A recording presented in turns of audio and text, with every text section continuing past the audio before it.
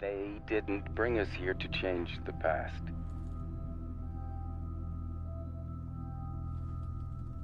They didn't bring us here at all.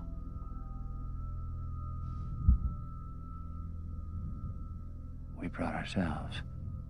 This was the moment in Christopher Nolan's Interstellar where my whole perspective on the film changed. This moment gave entire scenes new meaning and context, and whilst there are plenty of twists and turns in this film, this plot twist was the one that impacted my experience with Interstellar the most. In this video, I want to explore the art of creating a film that needs multiple viewings, not in order to understand its overwritten plot, but in order to experience it in a completely new way once you have gained knowledge from watching it the first time. And to help me explore this subject, I'm going to be using two of my favourite films of all time. One of them, of course, being Interstellar, and the second one, the one I'm going to talk about first, being Jordan Peele's Get Out. So sit down and join me on my quest to analyse the storytelling and filmmaking methods that these two films use to perfectly encapsulate the art of perspective.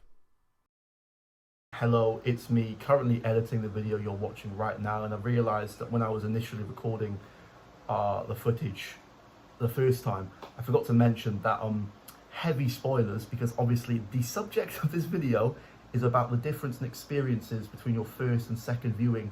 So to no surprise, you should have watched both Interstellar and Get Out at least once, so you know what happens in the film before you watch this video, because I talk about everything that happens in both films, and I'm a big advocate for not spoiling films. In fact, Jordan Peele's next film, Nope, comes out, it's like 2 weeks before in America, before it comes out in the UK, so I've had to mute like everything to do with that film on Twitter.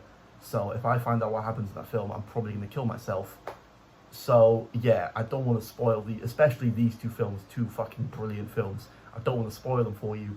So if you haven't watched either of these films and you really care about watching this video so much, go watch these films, go find out what happens, and then come back. Heavy spoilers. Get Out, Jordan Peele's feature film debut as both writer and director, tackles issues such as institutional racism in a way that I have never seen another piece of media do before. The acts and crimes committed against black people in this film are done as acts of jealousy and not just pure hatred. These rich, old, dying and mainly white people need new bodies, and they have come to the conclusion that the best bodies humanity has to offer are the bodies of healthy black people. In this film, absolutely everything has multiple meanings. Every line of dialogue said by someone has a double entendre. Every visual or action has a hidden meaning. Even in the opening moments of the film, before we meet the rest of the family, we experience this with Rose not letting Chris smoke a cigarette, which is of course just a girlfriend looking out for her boyfriend's health, right? Well, maybe, but also maybe not. With all of the story context laid out in front of you during a first viewing, it could easily be seen as Rose trying to keep her product in good condition. She is trying to keep the value and price of Chris's body at the highest it can be, ready for the auction we see later in the film. Because why would a rich, dying old white guy want a new body that has smoker's lungs? Once again, on this road trip in the beginning of the film, Rose and Chris have an interaction with a police officer who asks for the identification of both Rose and Chris, even though it was only Rose driving. Now, there are 2 points here. One I think is more plausible than the other. The first being that the officer needlessly asking for Chris's ID is not just a common example of racism, but actually the officer could have knowledge on black people going missing in this area. However, I do think that this is the one out of the 2 points I think is less likely for Jordan Peele to have meant, but again, with the amount of hidden stuff in the writing and in this film, you never know. The next point, however, I do think has some more weight to it. Rose protests to the officer about asking for Chris's ID, which again, on a first viewing, could just be seen as Rose fighting back against this racist cop, but on a subsequent viewing of the film, it could be interpreted as Rose not wanting to leave a paper trail for for her next victim. So already within the opening moments of the film, we have multiple examples on how having seen the film already can drastically change your perspective on just single lines of dialogue, not even whole scenes or key moments. Just single sentences can be interpreted differently if you have all the knowledge one would gain from seeing the film before. And this carries on throughout the entire film. It is non-stop, but in my opinion at least, it never seems forced, which is again why, or one of the reasons anyway, in my opinion, Jordan Peele is such a great writer. Now, apart from the obvious big twist of the film, where we find out about the Armitage family and how they harvest black people's bodies to give to rich, dying people, the second biggest setup and reveal in this film, I think, is finding out that the groundskeeper is Rose's grandfather in his new body. We first hear of Rose's grandfather during Dean's house tour, where we find out that the grandfather was a runner who lost an important race to a black athlete named Jesse Owens. Dean then states that the grandfather... You almost got over it. Almost? What does that mean exactly? Well, now knowing the shenanigans that ensue in the Armitage household, could this weird adage from Dean be an implication into how this whole body harvesting business began in the first place? We of course also see the groundskeeper running at random times during the film, which even on a first watch could imply there's some sort of connection to the grandfather. We just don't know what that connection is yet. However, we finally find out the true identity of the groundskeeper when, near the end of the film, he begins to chase Chris, as Rose says, "Get him, Grandpa." And actually, a fun little fact, in an interview with Vanity, Jordan Peele explains that once the groundskeeper, the grandfather, caught Chris, he was going to have him say, "I finally beat you, Jesse," but to really to drive home the story of the groundskeeper in the film. But Peele then went on to say that he did not include this as it would have been too over the top. Now, before we go any further into the video, I would like to introduce the concept of dramatic irony, which is a storytelling technique most commonly used in plays, pantomimes, shows with live audiences. Dramatic irony is the concept that the audience know more than the characters on stage do. So a simple example would be you're watching like a player pantomime live show, and there's a scene where the villain sets up this elaborate trap for the hero. Then we move on to the next scene where this hero is mindlessly wandering about. He's about to fall in to the trap set by the villain, and then you've got the crowd saying things like, no, it's a trap, don't go over there, Jessica, please don't take the kids. Right, mate, listen, there's a time and a place. The reason I bring up this idea of dramatic irony is that I believe both Get Out and Interstellar use this concept, but in vastly different ways. So to end my talk on Get Out, I believe it uses dramatic irony in order to give pretty much every single line of dialogue, every action in the film, a hidden or second or multiple meanings. Interstellar is Christopher Nolan's 3-hour space exploration epic, and is also my favourite film ever made. Now, due to its fantastical science fictional nature, Interstellar comes with some mind-bending visuals and writing, from traversing a wormhole to how higher dimensional beings are depicted within the film. This causes multiple scenes to occur where you don't fully understand what's happening until far later in the film, or even during/after a second, third, fourth subsequent viewing. Now, the first setup and reveal I want to talk about is the second longest setup and reveal in the whole film, but one of the more least impactful ones, plot-wise anyway, when it comes to affecting the actual story. I think it really has the least amount of impact. But anyway, towards the beginning of our crew's adventure, they time travel through a wormhole, and during this section, Amelia Brand encounters a strange hand-like shape that appears out of thin air. Amelia then shakes this hand, and that's it. Amelia goes on to say that she thinks that this could be the hand of the beings that placed this wormhole in our solar system. However, we have to wait until pretty much the end of the film to discover that this hand actually belonged to our main character Cooper, who was travelling back through this wormhole at a much later date in time. Now, when you analyse these moments and their relation to the story as a whole, it really has no effect at all. It really is more of a needed answer to one of the many questions that is set up throughout this film's runtime. However, as much as these scenes may not have been integral to the core story and the main plot, it still changes how we perceive the earlier scene on a subsequent viewing, as we now have an understanding on what's actually going on and what actually is happening.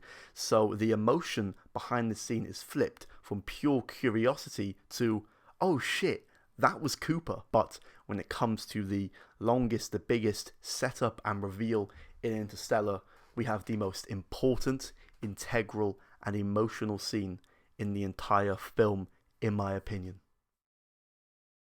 The setup. We begin on Earth, where Cooper's daughter Murph has a bookshelf in her bedroom, and books are getting pushed off of this bookshelf by some unknown force. In another scene, Murph leaves her bedroom window open during a sandstorm, which reveals these mysterious lines of sand on the floor. Murph and Cooper then decipher that these lines translate into coordinates, which send them to the hidden bunker of NASA. And then we have the whole NASA scene where Cooper gets chosen to be sent on a mission which takes him off Earth, and Murph is really upset about it, and all those scenes happen, and we reach a point where Murph has locked herself in her room and the bookshelf starts sending a message again. Murph translates this message into the word stay. And finally, in the last piece of the setup, before Cooper leaves, he gives Murph his watch. The reveal. It's about 2 hours later into the film now, and Cooper is inside a tesseract that displays time as a physical dimension. Oh, and also this tesseract is inside a black hole, so yeah, within these 2 hours, shit got a bit fucked up. But anyway, this is it. This is the reveal scene, the scene in which everything this bookshelf did is explained. This is by far my favourite ever scene in film. It has the emotional storytelling. It has Hans Zimmer's best score, in my opinion, playing whilst we watch Cooper from behind the bookshelf in this tesseract begin to send messages to Murph. This whole time, that mysterious force was just a father trying to communicate with his daughter. At first, he hits the bookshelf and books just fly. The first action. Now, because of how the Tesseract works, the order of Cooper's actions are done in a different order when we view time as a single straight line. And now what I mean by this is that the second of Cooper's actions is to send a message through the bookshelf, a message saying stay. However, in the beginning, the second thing we see the bookshelf do is send the coordinates of the NASA bunker. But this is actually the third action Cooper does whilst inside this Tesseract. Cooper does 4 actions inside this Tesseract, the first 2 being nothing but sadness and rage as he tries to make himself stay with his daughter so he can watch her grow up into the woman she becomes that he only ever saw via a video message that he couldn't even respond to. However, there comes a moment where it all starts adding up in Cooper's head. With the help of his robot friend Tars, who also fell into the black hole, Cooper realizes that he was put here for a reason. He was here to give his daughter the needed information so that she could save the world. And then come the next 2 actions. The third being, as we have discussed, the sending of the NASA bunker coordinates. And then finally, the 4th action, in which Cooper uses the hands in his watch to send Murph the quantum data needed in order for her to complete the gravity equation. These 4 actions leads to the saving of humanity, and this scene leads to the context of entire scenes being changed in the audience's minds. The experience I had when watching Interstellar for the first time compared to the experience I had on subsequent viewings is just so ridiculously different due to the knowledge I gained from the first viewing. And I'm not even done. My final point on Interstellar comes from the wave planet scene. On arrival, due to time dilation, Cooper reminds the crew that for every hour they spend on that planet, 7 years will have passed on Earth, which already creates this atmosphere of emergency. However, on first viewing, you would be forgiven for forgetting about this rule and just solely focusing on the immediate danger on screen, where we see these mountain-sized waves heading for our crew and their ship. On first viewing, it would be totally fair for the audience to be completely focused on making sure that the 3 characters on this planet make it out alive, not even thinking about how long they are on this planet for. Only 2 out of 3 characters survive this planet. The audience is hit with the loss of a character, but they don't get to sit with it for very long. Because as we leave the planet, something in the back of every audience member's mind begins to creep up forward as every second goes by. The rule. Oh my god, the rule. How long have they been there for? How many years have they just lost? We receive the answer from the one character that didn't leave the main ship and therefore didn't experience time dilation.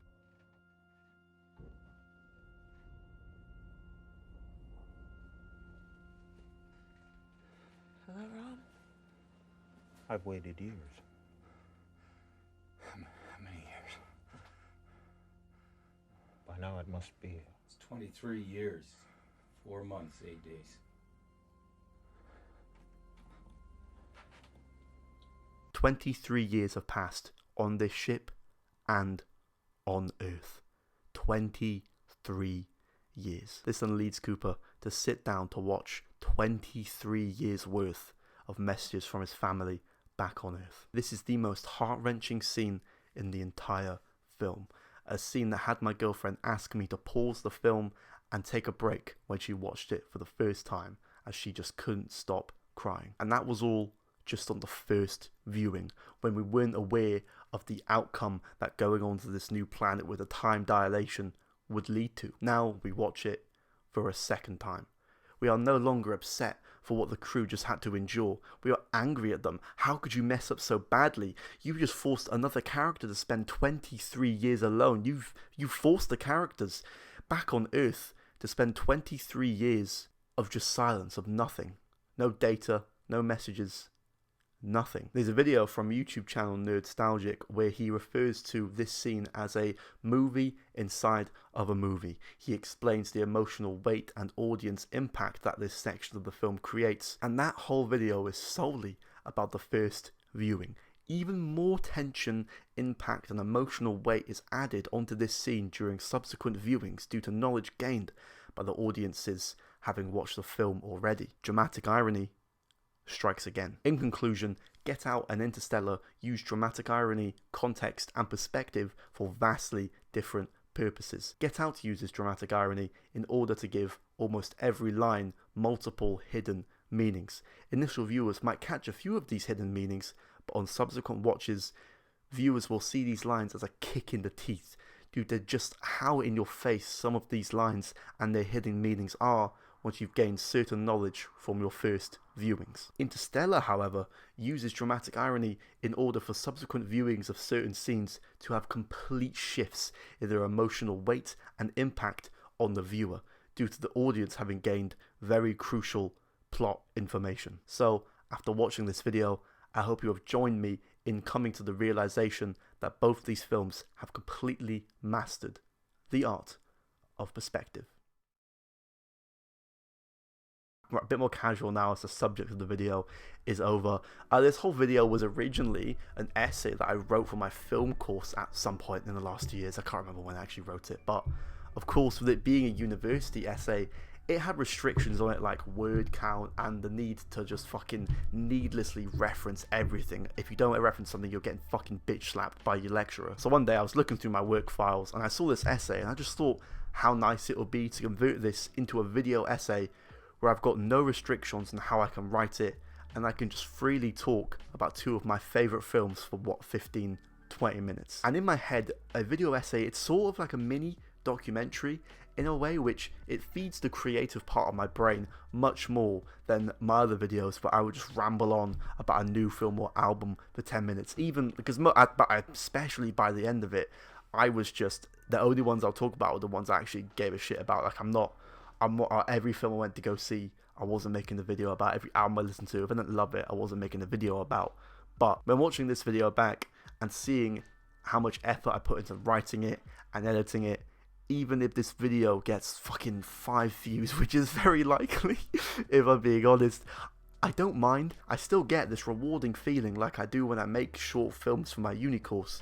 So what I'm trying to say is expect a video from me whenever I get a creative spark to dive into a film or a subject. I just like what I did last year, where it was just like making a video about every film or every album I watched. Can't be fucking bothered, especially this year now, my final year in uni.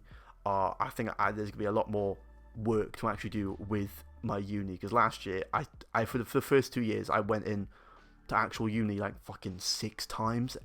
Last year I could have, but at one point I went half deaf and I didn't want to be in person when I was like half deaf, and after that I was just like, I don't like, I'll be honest, I fucking hate this course, but I know that next year I'm in uni like 3-4 days a week, like actually going to the fucking university, and I have a lot more on my plate, so there'll be probably a lot less videos on this channel. But again, no, I've got like 100 subs and probably 50 of them are inactive accounts now, so who gives a shit. I've got another essay that I want to turn into a video, so that'll come out, I don't know, it could come out in a week or two after this video, could come out in 2 months, I don't know. But either way, I hope you guys enjoyed this video as much as I honestly actually enjoyed creating it. If you did enjoy it, I'd appreciate a like on the video, maybe subscribe to the channel if you haven't subscribed to it already. And with that, I love you. I'm leaving you. Goodbye.